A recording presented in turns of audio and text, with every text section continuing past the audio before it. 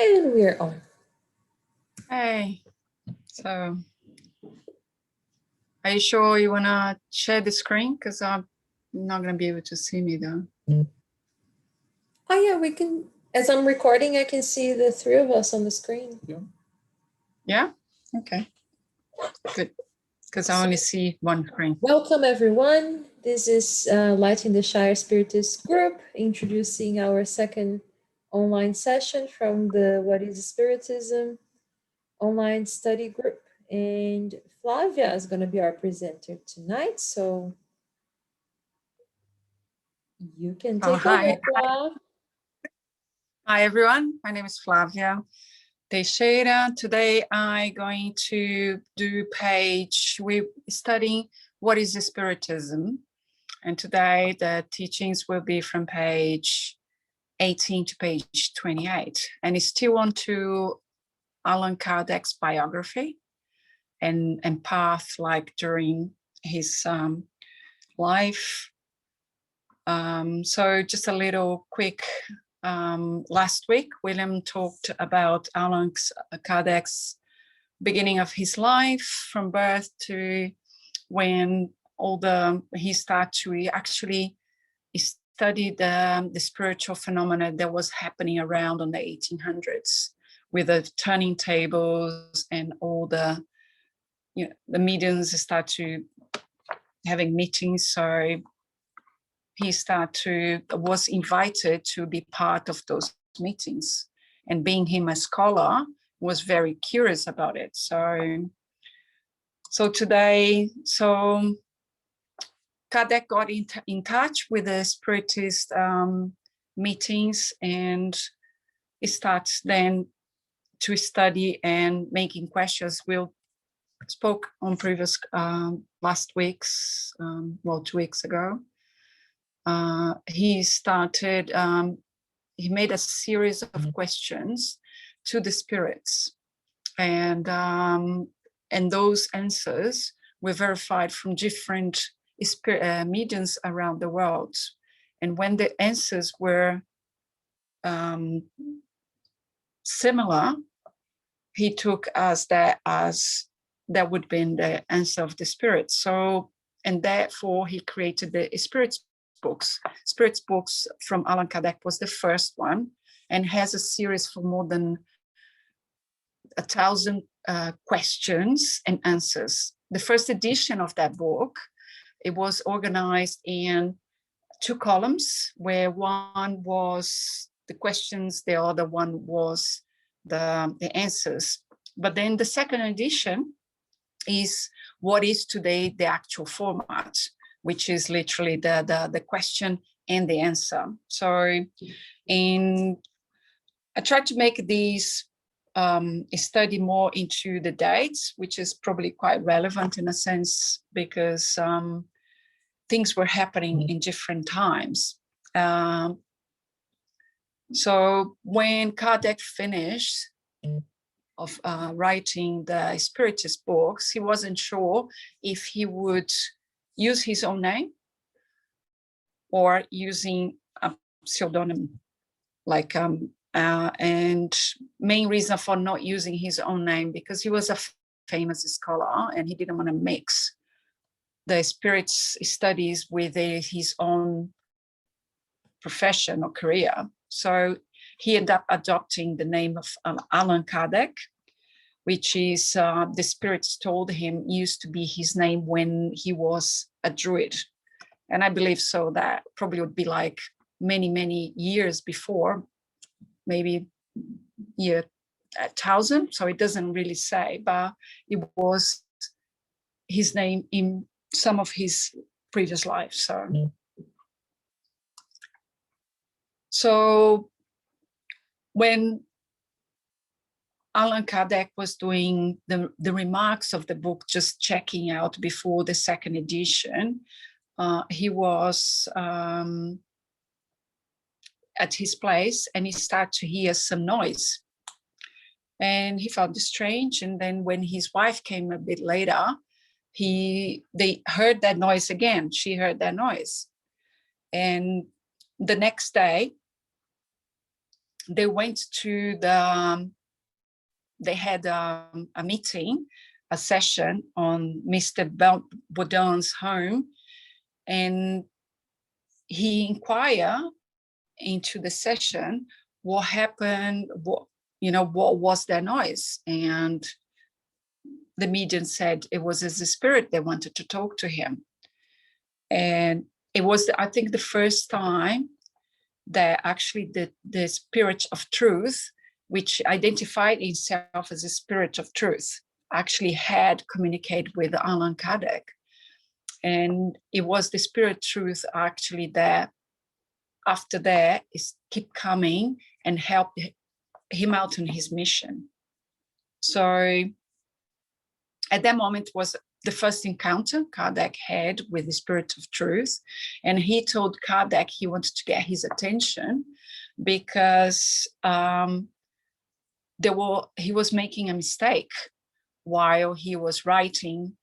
And he actually pointed out that and asked Kardec to read again the line 3 from line 13, and that he would see a series of errors. And therefore, when Kardec left that meeting, he went back home and read it and realized the mistakes he had made.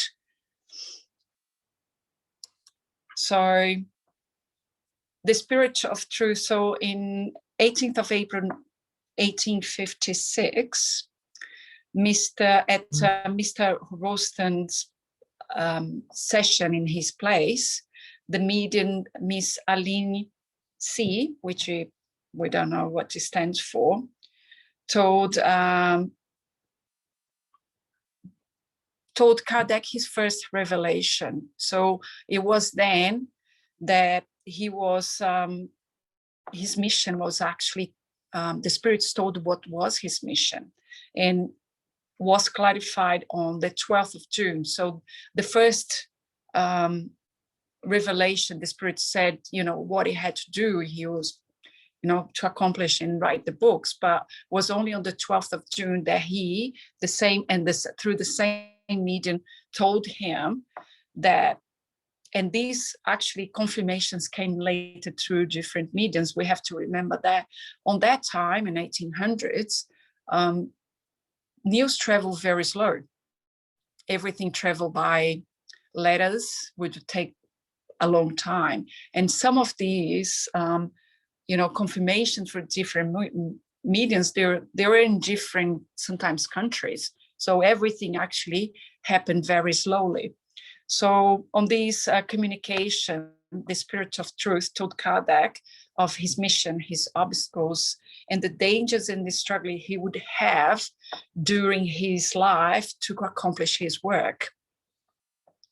And to a point that, you know, that the mission would compromise his rest, his peace, and even his health, and told him that he wouldn't have a long life. Yeah, and main reason for that it was the fact that what he was bringing, the information he was bringing, it was actually stirring up, you know, a transformation in the entire world. It was a very important mission. So, and so he had to prepare himself to be able to do this mission. And also, like during the studies, they were saying there were mediums before or people that had that mission and failed for that same reason. So, but Kardec kept going, and on the 15th of November 1957, through Miss Emma Defoe, Kardec got a confirmation that he should go. So he had that feeling that he wanted to write a journal, and then through this communication with Emma Defoe, the spirits confirmed that he should start a journal. And this was November. By the 1st of January, the following year, he already released the first edition. The main thing was, you know, printing everything was very expensive, and Allan Kardec didn't have had some meanings, but not that much. But he decided, even though, to start this journal, not having any financial support from, anyone. And luckily was very successful, and he was very lucky. And there, the fact that he was printing and writing on his own allowed him to produce and have the freedom to write wherever he wanted to write. Because from the moment he had someone that would invest money to produce the paper, it would, have to contract and talk to that person and if they didn't agree, he wouldn't be able sometimes to print what he wanted. So, and that journal, which was called Revue Spirité, he wrote for about 11 years. And we have to remember that Allan Kardec actually, this was one of his things he was doing, because parallel to that, he was writing other books. So I think it's good to mention that in this the Spiritist magazine that we still have it today, the Revue Spirité, it was actually Kardec's writings on the subjects, and the codification books, majority of the codification books, he was actually just compiling the information that wasn't of his authorship. Mm-hmm. From the spirits, yeah. So he was compiling. Yeah. And this in the Spiritist journal, the Spiritist magazine, it was actually his authorship. So he was always discussing what information they've gone through in the Spiritist society, and like he would make remarks of his own. It was all from his authorship. Hello, Elia, and welcome. Hello, can you hear me? We can hear you. Yes, we can. Sorry, I'm late. That's all right. It's a good thing you joined us. No worries. I was doing my laundry. No problems at all. Weekend for everyone. Right. Flavia's already cracking on here with the PowerPoint. Yes, we keep talking about Allan Kardec life. Yep. So he got, like I would just said, what Kardec missions. He was told by the spirits that he would have a very, his mission. There was a lots of obstacles and dangers, and he's struggling due to the big, mission he had. So during his entire life, actually, Kardec actually got criticism from, everywhere. But he himself knew the importance of his work, and all like a warning the spirits, told him at the beginning of his mission.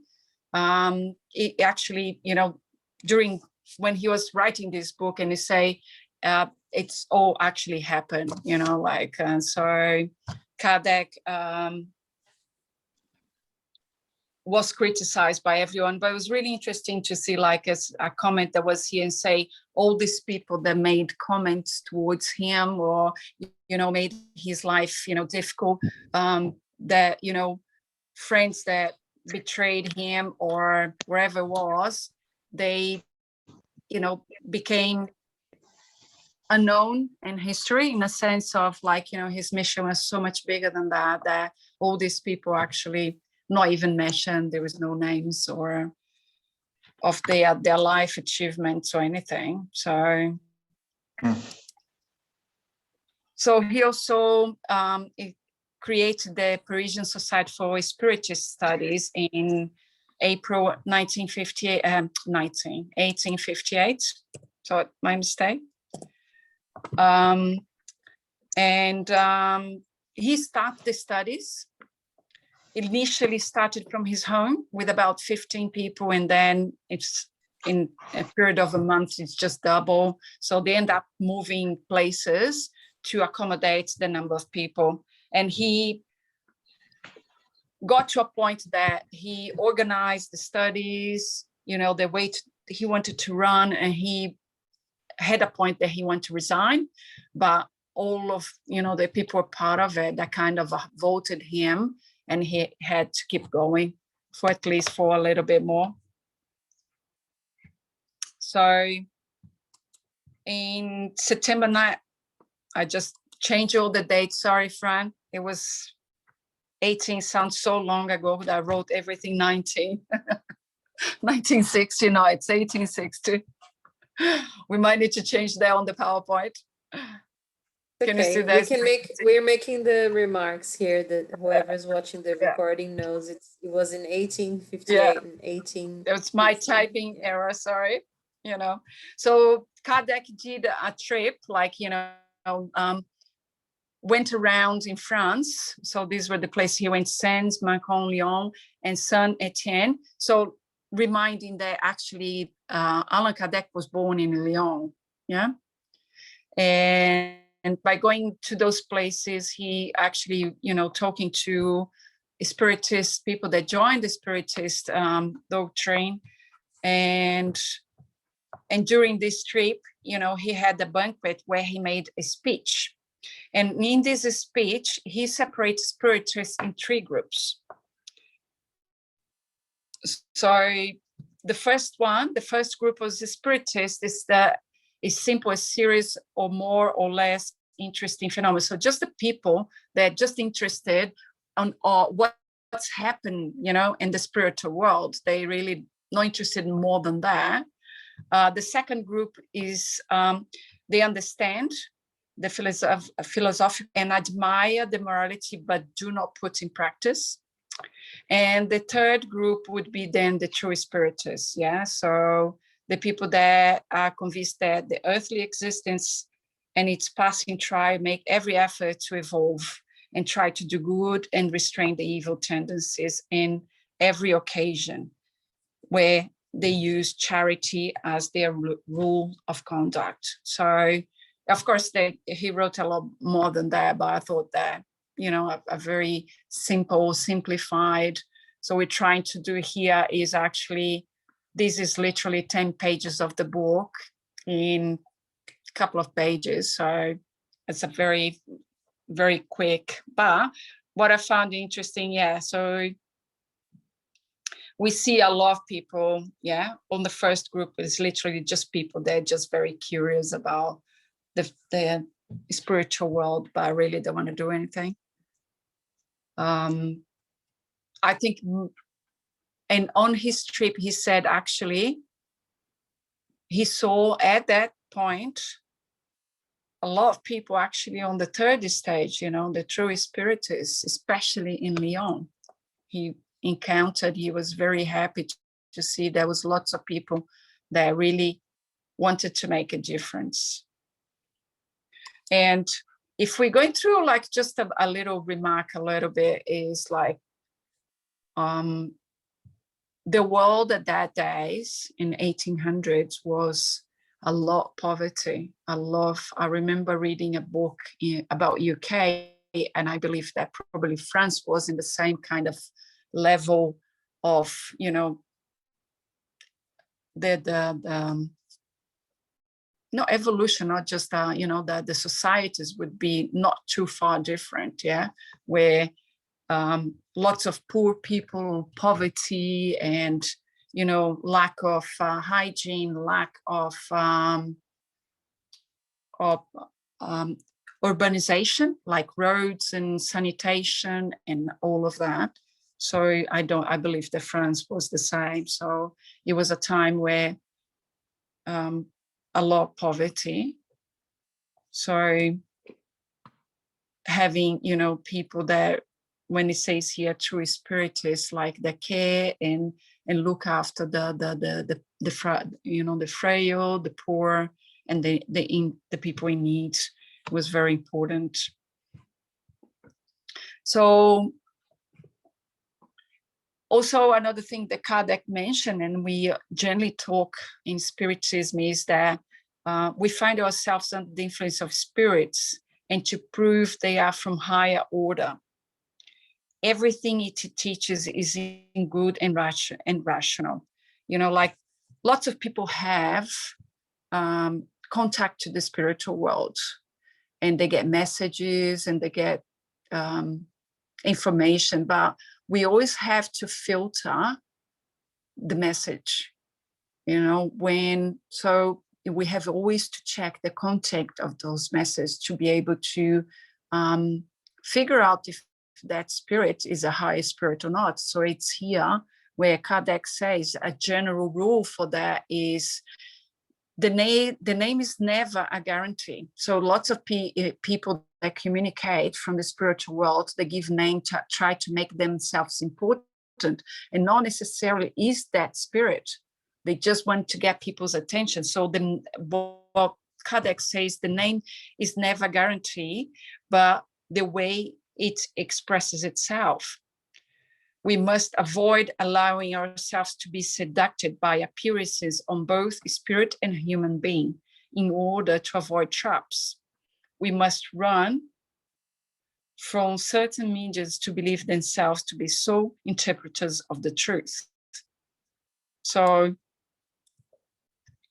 So we always have to be very critical when we get a message, when we read a message. If in some point of that message there is a context that doesn't express, good in a sense of like essence, we always get like, especially in these days, we've been getting lots of messages when, spirits put dates on things, put conditions. We have to question, because high spirits never do that. So it's a very important thing to people be very aware of that if something feels not right in, in all what you know, and you should be aware of it.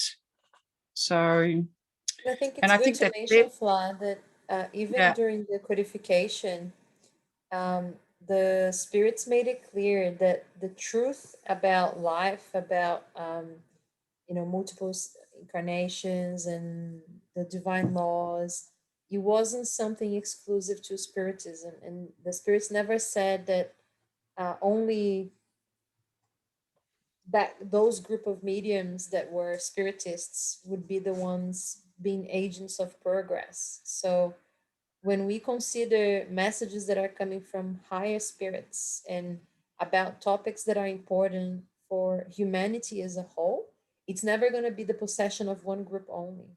Like the truth is always revealed in many places. So it's a good advice you were giving, but we also should consider that the things that will affect the whole of humanity won't be revealed just by one medium.